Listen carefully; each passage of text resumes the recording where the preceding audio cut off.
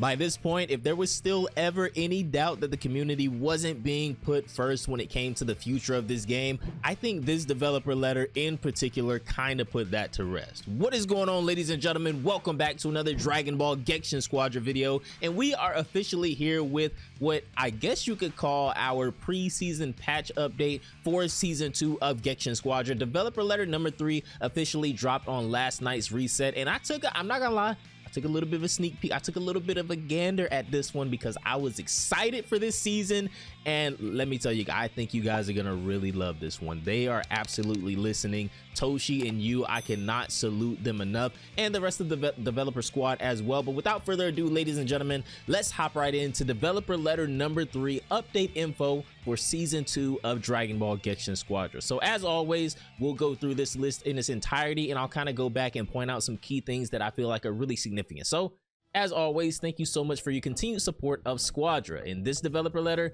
we'd like to share some info that we couldn't touch about in the Squadra Talk. Yes, sir. The Squadra Talk videos are made weeks and months in advance, so quick updates that I actually did not know that. So the Squadra Talk videos are made pretty far in advance, so any other updates that they implement ahead of time probably wouldn't be in the original pipeline and are better communicated through these letters. So the developer letters give us a little bit more of an in-depth overview of things that maybe came out after they already recorded the Squadra Talk that they couldn't go back and retroactively add in and things like that. So that's good to know. Season 2 update directions. This is the big one right here. New heroes. Starting season 2, the period where new hero character acquisitions is limited to Dragon Gems will be shortened greatly. And I'll just say this ahead of time, we knew that they were gonna do this. They spoke about this, I think, in the developer letter before season 1 started, but now that we know that this is actually getting shortened even more, this is a great sign. Our original direction was that new heroes will be added to the Starr collection after a season's worth of time had passed. This is something that they spoke about months ago, but from season 2, it'll be new heroes added into the Starr collection when the subsequent new hero is added to the in-game roster. So what this is really saying is that, for example, and actually they're saying it right here, so I don't even have to come up with an example myself. Super Saiyan 4 Vegeta will be available through the Starr collection when Ultimate Gohan makes his appearance in game. So when the next hero comes out, the previous hero will be added to the Starr collection, and that's gonna allow us to get these characters free to play a lot faster than waiting an entire season. And as you guys know from season 1, these seasons take what, maybe 6 to 8 weeks to complete, something around there. I could be off by a couple of weeks, but well over a month for a full season to go by. And obviously I think we get a new character every 2 or so weeks or something like that, so around 6 to 8 weeks is what I'm pretty sure it should be, right? To catch up to the new rule, heroes that were added during season 1 will be available through the Starr collection from season 2. So I'm guessing that they're going to put all of the season 1 characters in the Starr collection at the beginning of season 2 is what this is saying. As originally intended, the maximum cap of Starr collection will be expanded as new heroes are added. I'm not gonna lie, unless you're buying Dragon Gems, or maybe if you're playing every day, I don't know. If you guys are playing like all day every day, let me know if you've already maxed out your Starr collection. I'm at like 95 or something like that, and I have been playing a lot less recently, but season 2 is definitely gonna get me back in the game more. I haven't even hit 100 yet. I think Afro might have maxed his out, but that guy, he needs to take his card off the game. that guy is crazy. But yeah, that's like the only person I know that probably has their Starr grade collection maxed out. So next is going to be Starr collection balance changes. Okay, receiving player feedback, we have made positive changes to the overall acquisition of Zenny and hero memories. Yes, they absolutely did, bro. Are they gonna go even further with this? I think that is pretty funny that you can get hero memories for one single Zenny. And honestly, I wish that you could get like a certain amount of Zenny every day from the shop, but I mean, I guess that could kind of actually, I don't think that would be bad if they do like 500 Zenny a day, or even like 300 a day. I think that would be pretty good. One of the major changes is locking the first reward slot of memories when concluding the match to always provide for the hero the player has used in his round. Oh, so we're getting, see, this is something that I was confused on when the game first came out. So now we're getting guaranteed hero memories for whatever hero you're using in that first slot. So the second slot, or whatever, you know, subsequent slot after the first one, will be completely random, but that first slot will always guarantee hero memories for that character that you're using. the game should have just dropped with that, honestly. That's what a lot of us initially thought, but you know, as the game went on, obviously this wasn't the case. But that's definitely something that should have been in the game from the start. The second reward slot and beyond, which is unlocked by owning more heroes, will still provide random hero memories. Okay. Another major change is to remove the cap for available bonus points when choosing the flex role before matchmaking. I didn't even know there was a cap. Oh, see, I'm still learning stuff about the game that's like pretty niche and things that you might not, you have to do certain things in order to experience this. I never knew there was a cap for bonus points on the flex role. Now players can receive bonus points, which in turn unlocks bonus missions for more Zenny as many times as they play with the flex role. Okay, so now I'm gonna start queuing up as flex. I don't mind playing any role in the game. Obviously, I think tank is my worst role, but I don't mind playing any role in the game. But to get more bonus points, bonus missions for Zenny and things like that, I'm just gonna start queuing up as flex all the time. I have at least one hero in every role that I really enjoy playing, so this doesn't really bother me that much. Bonus point rewards for specific roles will still be random. Okay. Starting heroes. Newly started players will have access to Super Saiyan Vegeta and Piccolo after finishing the tutorial match without choosing them on Starr collection. So Super Saiyan Vegeta and Piccolo are now free for new players. This game is going in a great direction, man. I love it. PvP related notes. All right. This is actually really significant. Like I said, I've been playing a lot less recently, so I'm not aware of any like meta breaking changes or glitches or anything like that going on within the game. If you guys are aware of anything that you think they definitely should look into when it comes to PvP, definitely let me know down below in the comments. So the first option is going to say, or the first section is going to say rank point changes. Rank point acquisitions on wins as well as decrease in losses have been turned off for a more accurate and comfortable matchmaking experience. Okay.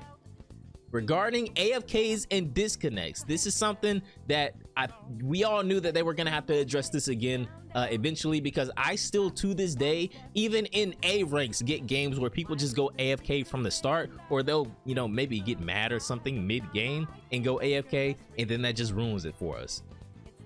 Although in-game functions were prepared to penalize and demotivate players from acting in negative manners, changes have been made to further enforce the rules. Make reporting players actually do something in this game, please. As making these changes and tweaks public may make them easier to avoid penalties, we will be omitting them on the letter. We would like to reiterate that we do not tolerate intentional actions that are in the detriment of others, and will continue to pursue cleaner and healthier play environment. Bro, just make reporting people actually worth a damn. Like if your whole team reports you, something should happen. Like you should get like a 5 or 10 minute penalty from ranked or something like that. Just make reporting players actually do something. Maybe it already does. I feel like even after I report somebody in one game, how about this?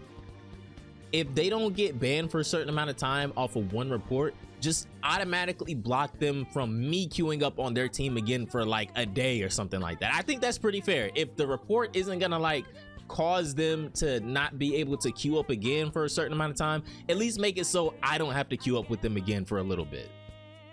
As seen in Season 1, the next section is going to say balance changes. As seen in Season 1, we'll be making periodic changes to heroes and other sandbox-related numerics. But specifically in the first 2 weeks of December, we do not have any plans to make any balance changes to lock in the sandbox for Squadra Blast tournament. This is something that I also brought up in the Squadra Blast video that we did. Since there is going to be a tournament season happening at the start of December, which is going to be like mid-Season 2, I was still expecting for there to be patch notes before the tournament started, but it looks like they're not going to be, you know, implementing any new patch notes or any new adjustments for characters until I guess after the season is well underway, or after the tournament I guess is concluded, which kind of sucks. I was looking forward to more balance changes with some of the heroes in the game. I still think there's certain characters that need some tweaks. We're looking at you, Cooler. Cauliflower, I don't really know how I feel about you at this point either, but if they're just gonna wait until this first session of Squadra Blast is over with, then I guess I understand that as well. It's just a little bit disappointing that Season 2 isn't gonna come with any new character adjustments at the start. So in closing, Season 2 is coming soon, and we're hoping everyone is excited as we are. There's still more updates, events, and changes that we've yet to disclose. We hope you all will stay tuned. As always, thank you for your passion and continued support for Squadra. If you have any thoughts or feedback, as always, you guys know where to, you know, contact the Squadra team at. They have Discord, Twitter, all that, this, that, and third. Sincerely, the Dragon Ball Gekishin Squadra development and management team. Guys, So the main meat of this is obviously going to be the changes to how fast we get the new heroes in Starr collection, and them extending the length of Starr collection as well. That's going to be the main part of this, since they, you know, pretty much told us that we aren't getting any balance changes at the beginning of season 2. That's the disappointment to me. I'm not gonna lie. That's one of the things I really look forward to the most, trying out the newly changed heroes and everything like that. I feel like they did an amazing job with Majin Buu. They did a pretty good job with Super Saiyan Goku as well. I still think he's a top tier character, one of the best characters in the game. They probably could have stood to nerf him a little bit more, but with him being, you know, the face of the game, they probably won't do that anytime soon until we start filling out the roster a little bit more. I feel like Frieza's really good now, so I really look forward to those changes with these characters. As far as, you know, the AFKs and the disconnects, just like I said before, just make reporting people do something, anything. They don't have to get banned for life from the game, but if I report them, or I get, maybe not if I report them once, I don't queue back up with them for like a day or so, but if I run into them like 2 or 3 times and I report them every time, I don't want to play with them anymore for the rest of that day. Or if the whole team reports them, like if they go AFK or something, which happens more often than you would probably believe, then maybe they should get a little bit of a timeout penalty. But anyways, fellas, that is gonna do it for developer letter number 3 for season 2 of Dragon Ball Gekishin Squadra. Let me know down below in the comments how you guys are feeling about this. I know you all are gonna be loving this change right here for the new heroes getting added to the Starr collection and getting added a lot sooner than later. But anyways, fellas, have a great day, getting a phone call, and I'll see you all in the next one. Peace out, my boys.